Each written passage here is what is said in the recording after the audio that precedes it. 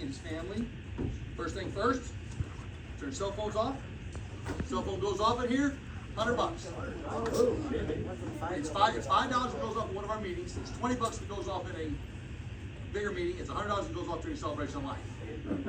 And then we take that money and we donate to whatever cause the family chooses it to be towards. And I'll find the biggest guy in here, which is might be me today.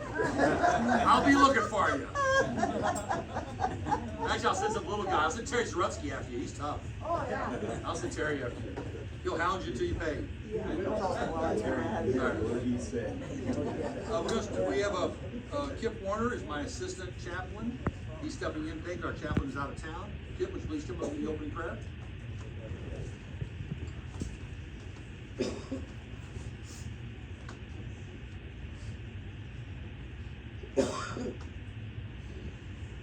Our Heavenly Father, we thank you for this today. We thank you for joining us in this celebration, Lord. We hope you realize, Lord, that some of these people may have something they want to say about the deceased. Let them know in their mind that that's okay. Because you and Danny are listening. What the rest of us think doesn't matter. You and Danny are listening. Thank you for everything you do for us. Be with all of us who need you as we need you. Be with those people, even as we meet freely here, are fighting to protect that freedom. Thank you, Lord, for everything. Amen. Kip. I have to tell you, I love Kip as my chaplain. He's been my chaplain for many, many years. He stepped down as a full-time chaplain. He was gone half the year. But this man always, except of a few unique times when it hasn't been done, he says his prayers from his heart. He doesn't open a book up. He doesn't search out somebody else's words. He picks his words. And I love that. Thank you, Kip. Okay, so do you have somebody here who can tell me who the family is? Come on, somebody. Ronnie, you know the family, right? You know the family. Oh, yeah. Stand up and tell me who the family is, please. Do what? Tell me who the family is. Oh, Brother, son, daughter. Cindy. We know Cindy. Well, you know Why? Cindy. That's Cindy's daughter here. Is that a name? Cindy's daughter? Yeah. Beth? I Okay, just Beth. met her. Okay, even better. Ryan and Dylan, grandkids. Okay. And Danny's son, right there, and his daughter-in-law, right there. That's Fred Booth. Courtney. Courtney, I'm sorry. I just met him as well. Don and Lori. And I think that's pretty much it as far as Danny. I appreciate it, Ryan. I always ask somebody to do it because one, if you have a bunch of people, I won't remember them all. Two, if you got a really hard name, I don't want to screw it up. So it's easy if I have a friend or a family member do it. I don't usually have a family do it because it's hard for a family to do it. It really is. But I do appreciate you all being here. Thank you, Ronnie, for doing it. Ronnie asked me not to have you up to speak, but I've got you in the house. Opportune moment. Exactly. I always start off the summer side with the reading of the obituary. Danny J. Evans Sr. has left us to be with God on October 22nd, 2023. After a long-fought battle with cancer, he's survived by his wife Cindy Wells Evans, their son Danny J. Evans Jr., his wife Courtney, stepdaughter Beth, is it Koost? Hool, and Dan Hool, two grandsons, Ryan and Dylan, and three great-grandchildren, Aviana, Delilah, and Carter. He's preceded to death by his father, Preston Evans, his mother, Dorothy, and sister, Connie? Wife Connie. Okay. Okay. He was born in Clearfield, Pennsylvania, raised in Williamsport, PA. He loved hunting, fishing, and did a lot of with his father and his son, Danny Jr. His work in construction took him all over the United States, even in the islands. Because of that, one of his favorite songs was "I've Been Everywhere." And he had a lot of stories to tell about it. He served in the United States Navy as a naval aviator aboard the USS America aircraft carrier from 64 to 67. He received the Blue Jacket Marksmanship Award, firing 350 out of 400 possible score. He was a 32-degree Mason and a member of the Ali Shriners organization. And yes, he rode motorcycles in parades.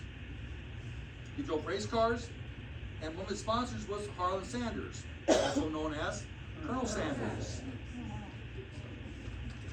He had a great, sometimes a little weird, sense of humor, But he will be dearly missed by all who knew him and loved him. And that, the obituary just touches on Danny. I met Danny, I can't tell you how long ago, that we became friends. And here, Dan said he came in. Danny always had a smile. I can't tell you the time I've seen him have a smile on his face. He always seemed to be happy, very giving person. I've got a coin of his in the bar from the USS America. I've got a real porthole from the USS Indiana that's going to go on our front door. Indiana, I thought you told me. Oh, Lauderdale. Okay, I thought you said that. Well, the thing he gave to Indiana. Okay, we're in Lauderdale. But it's going to go on our front door. It's a real one. Got the storm cover on, so when the hurricanes come, we batten down the hatches. And that's going to go in the front door. We just got to cut it out. It's a little bigger deal than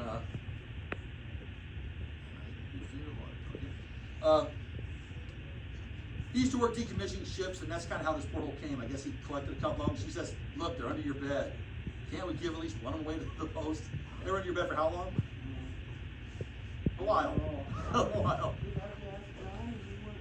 Yeah, there a while. Yeah. So that was really great. I love it too, because that's such a great piece of history and such a lifelong memory that'll be here in his memory. He was kind of a happy-go-lucky kind of guy. You know, you just meet him and he never had a bad thing to say or a negative attitude about him. You know, he'd sit there, have a drink beer, and tell some stories.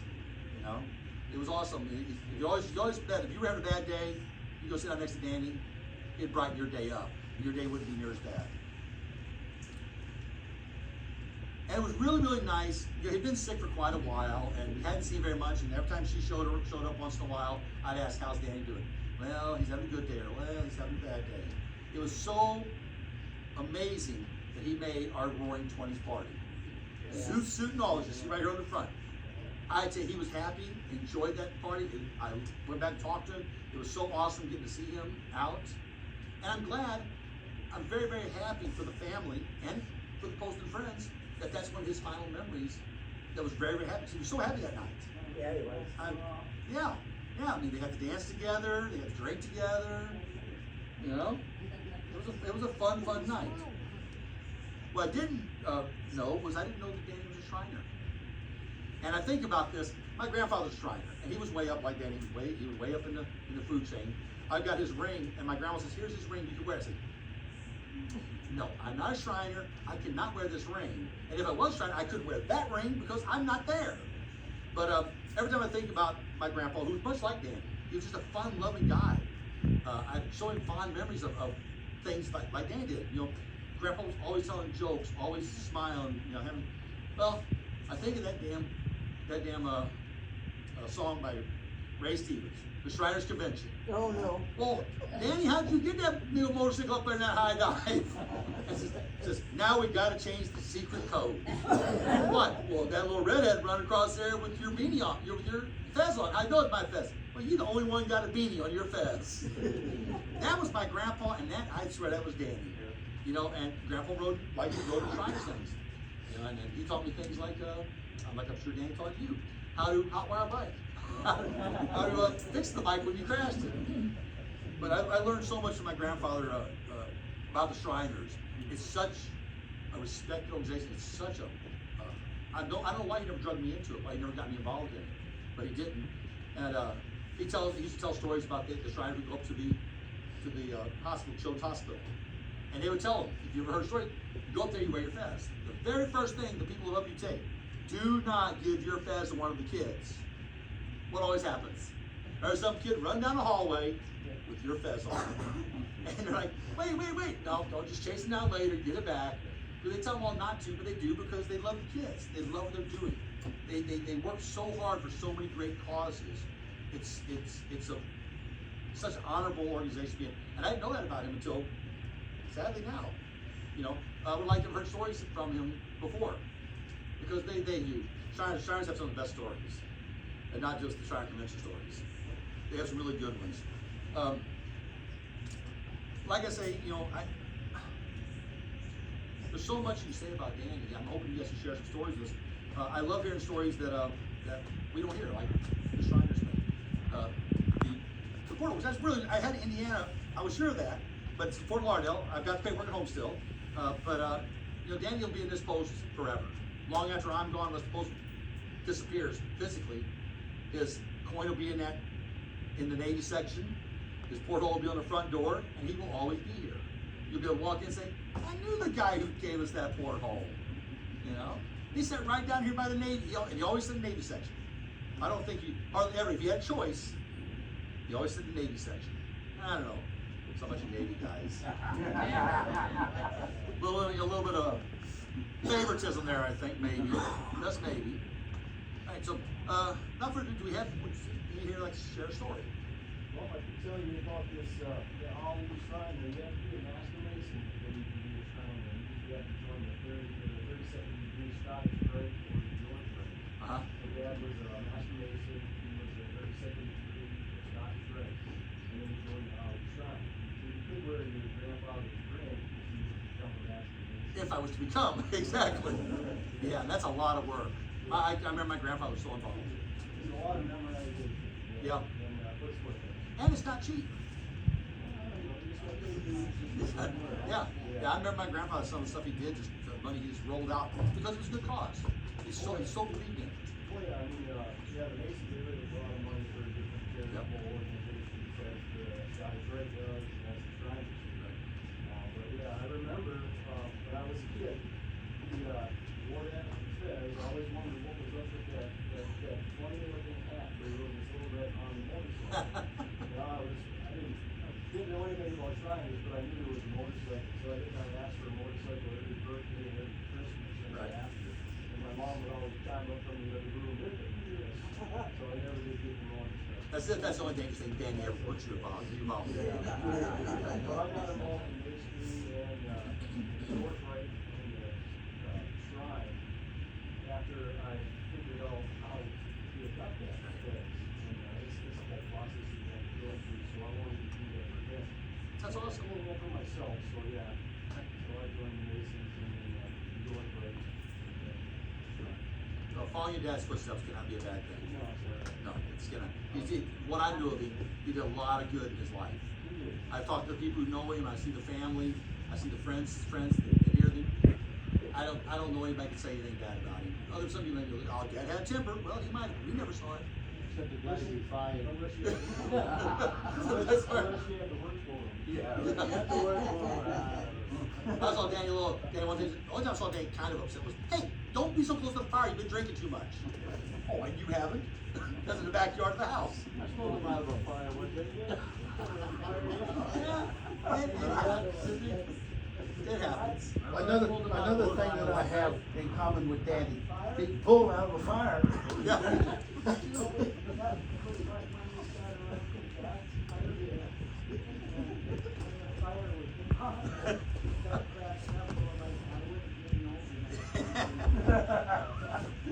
Well, you know, at least there was somebody there to save you. Yeah. Anybody else? Come on, Dave. I know you and Danny had something in common. Well, we had a lot in common. We were probably, I don't remember if it was in the Vietnam War, but I think he was. But we were in that same part of the ocean. Right. With the same sort of islands. And we said, the first time I met him, we sat there at the bar, we told our stories of the happy times of the Navy. Yeah. And some of those were no alcohol involved at all. But it was a fun deal, and you're right, that's where he sat. Yep. And I didn't know about his coins, so I was. Yeah, it's going right there, right out in front of the Navy. Yeah. He brought it into me, and she brought it down, and I made sure it got in there. That was important. He was a good guy. It's funny like we were talking earlier. It's funny how you meet somebody, and all of a sudden your paths have crossed. Maybe not together, but like you guys, in the Navy, you were in the same area of the ocean. You were the same, same setup, and you had a familiarity with each other to share stories. Hey, anybody else got stories? Anything else? Come on, go ahead, Bruce. I know Bruce got stories. At least few. Yeah, few. He'd come down to my place and I've got a dock, and he says, I really like it here. He says, is there any property around here for sale? And I said, yeah, up on top of the hill. And he bought it. Yeah. And I was just kind of, you know, Joking. well, just throwing it out, you know. And anyway, but he, we got along great, but he totally, and Cindy fell in love with Mocha.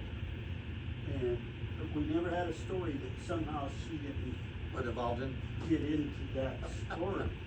And one day she's kind of having a fit because he's leaving. And he made a mistake. I said to him, she's saying goodbye. And he goes, no, you don't say goodbye. That's it. But Mocha, but he clued me in real fast. It was not, Mocha wasn't saying goodbye. She said, see me later. That's it. And, but here he's correcting me about my dog saying goodbye, you know, but I never can forget, and nobody would say goodbye to them. It was so long. He would always say, not goodbye, to the Yep. So long for now. See you down the road. There was no goodbyes. And that's the way it should be. Yeah, and, you know, as I talked to the rest of the family, Beth and everyone, her son, he says, oh yeah, Grandpa clued me in real quick. It wasn't goodbye. Yep. You know what I mean? And that's good. I mean, Yeah. I like it. Dave's one of those kind of people. I think I've met people who, you know, they know they're sick. They know their time is limited, but they're at ease with the fact I've made my amends. I'm not saying goodbye. I'll see you later down the road. Think about me when I'm gone. I'm not gone. I'm just not here. And I always feel good about that because I always worry that when I run to a friend that's sick, that I'm going to feel bad because they're suffering. But they always seem to, they always seem to make you feel better about how they feel about it. I've made my coming. I hope when my time comes, I'm like that. I don't want anybody being sad. Just understand that I know where I'm at on this. You can ask Danny what he wanted Danny to do with his ashes.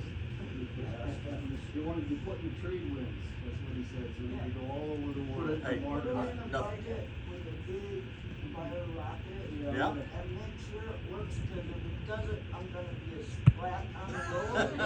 And then someone will come along and drive over me and I'll be a Well, tire I gotta tell you, if you do that, bless you, my son. If you do that, I think it's awesome. When my wife passed, she asked me to spread her ashes in 5 places, from here to Key West, and I cried every time. But that's what she asked.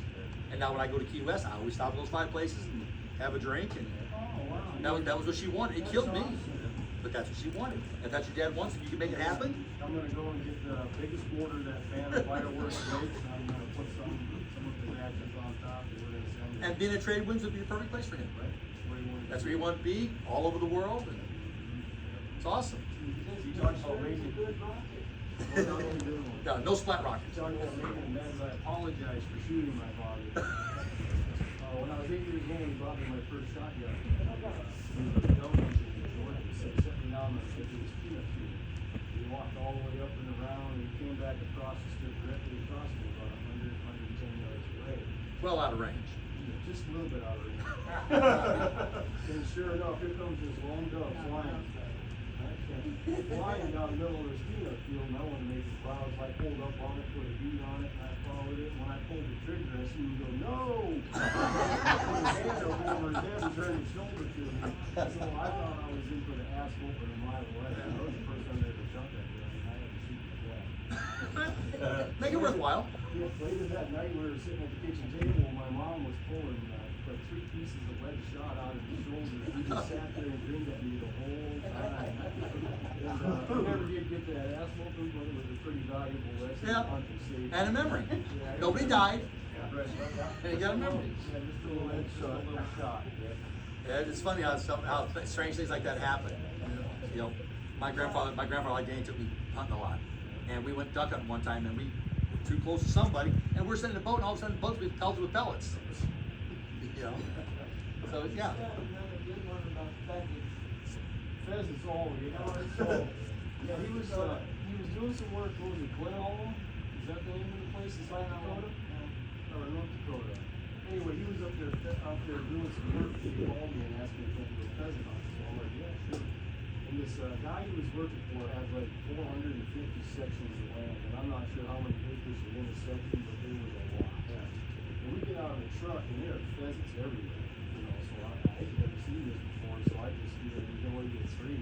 So boom, boom, boom, I got 3 birds, I put them in my belt, and he just laughed at me the whole way, because we had like 3 miles to walk to get to the ranch. Right. And he waited until he could see the ranch, and then boom, boom, boom, so I just 3 birds, so he didn't have to carry As them. I see, you got yours the whole way. Yeah, those guys go out places, don't they? Same with turkeys. Yeah. Another lesson learned. Oh, yeah. Another lesson. Shoot the animal closer to where you gotta carry it to. Oh, yeah. Yeah, That way they that's throw great it hunting. close. Oh, yeah. Oh, you didn't hunt him, you just skill shot him. You just jumped I up and mean, shot him. It was over fast. Yeah, I was all done within a matter of like 20 steps. Yeah. But hey, that's a good memory. You learned a lesson.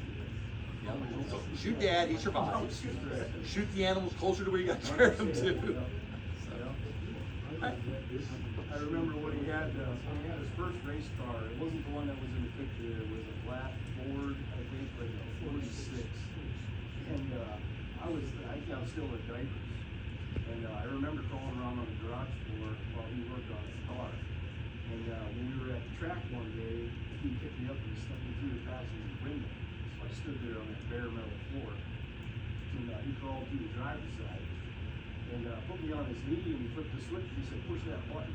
So I pushed that button and that car fired up, and I'll never forget the sound and the feel of that straight And a mechanic says, And a mechanic was Basically made. jump-started my automotive career. Yeah. Right there, boy, you know it. And I remember it was like the second or third race, it was the first lap, and he got put into the wall and just totaled the car. So a valuable lesson learned in automotive safety there too. Yeah, I remember that day. I see you fired that blood up. Now you kept, once again, Yeah. you followed the line he gave you. 32-year career. Nice. See anybody else? More stories? Now you guys, if you don't tell stories now, that's okay. You guys once were outside drinking. There was stories told. Some you may want to hear. This group here, yeah, they're old enough to hear them. A lot of times, let people in here like, okay, you can't tell these around the kids, so. Alright, so, at this time, we're done with, anybody, no more stories, right? I'm gonna ask the, There's oh, only one thing that I thought was pretty neat was my friend Lauren, her brother was on the same ship. really? Well, yeah. Years later? A lot of years later, but. Well, now that's something, not something as an Air Force member, I don't share a lot of, but a lot of the Navy, Marines, and Army, they share a lot of, I was in that same unit 10 years later, or 20 years later. I see a lot from the Navy, Army, and Marine guys. I don't see it much in the Air Force, because we don't set up the same structurally.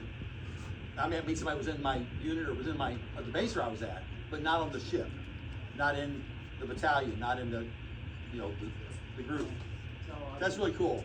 I gave her time back to come to her brother, but she was planning because there's some Yeah.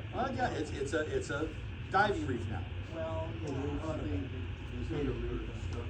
Yeah. It's a diving reef. It still lives on. Where'd they sink it at? Where'd they sink it at, you know? In the Gulf? No? Usually they sink a lot in the Gulf to make arbor reefs and stuff. I'm just curious. Yeah. Maybe I'll look it up and find out. Just out of curiosity. You can look it up. Yeah. All right, so any more stories? Okay. So right now, I'd like to ask my chaplain to come back up here. We're going to read this, it's called Post Everlasting. It's what the American Legion does for our veterans that we've lost.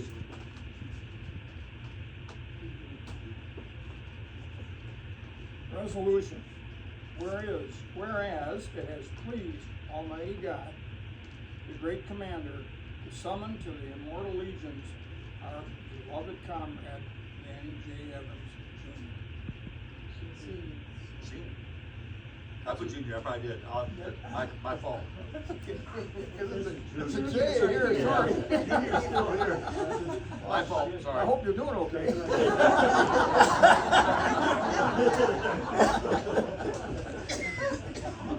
You didn't put that in here any more times. No, 3 more times. Oh my goodness. You'll see. Whereas we humbly bow to the will of divine providence, while ever cherishing in our hearts in memory of distinguished service to our country and outstanding contributions to the American Legion comradeship. Now, therefore, be it resolved that the Frank P. Huddleston Post number 81, the American Legion does mourn the passing of our comrade, Danny J. Evans, Sr., that we commend to all the works and to God the Spirit, and be it further resolved that in token of our common grief, a copy of this resolution transferring Danny J. Evans, Sr. to post everlasting the American Legion be presented to the next of kin. And I'll give you this afterwards.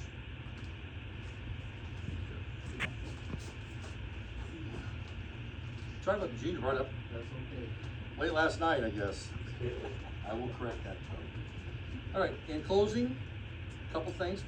A loved one is a treasure of the heart. Losing a loved one is like losing a piece of yourself. But that love that this person brought to you did not leave, for it is the essence of our soul lingers on. It cannot escape your heart, for it has been there forever. Cling to the memories and let them find their way to heal you. The love, the laughter, the joy, and the togetherness you shared will make you strong.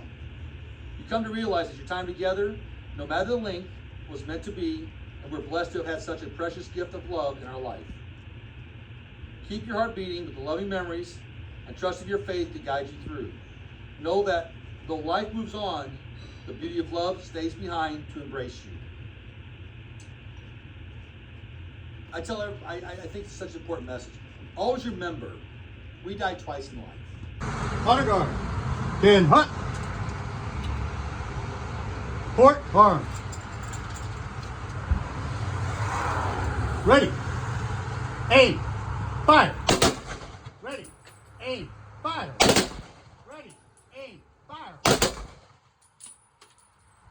Port arms. Present arms.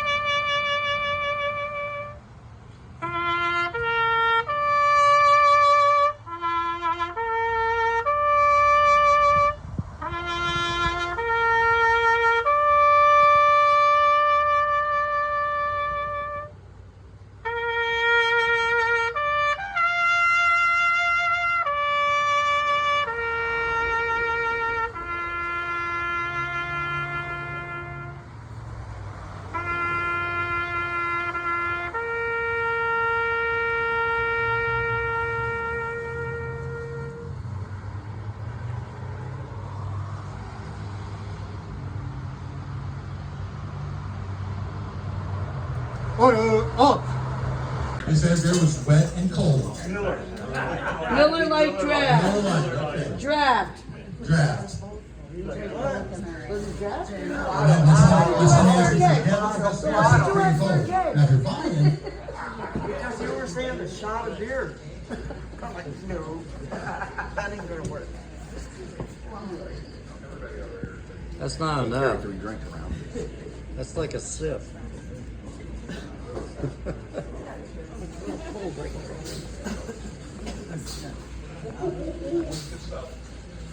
It touches your lips, it feels so good.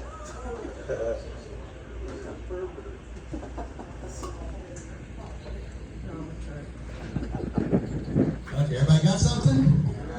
Let me see. Well, Dan needs something. Dan, you read something. That's important.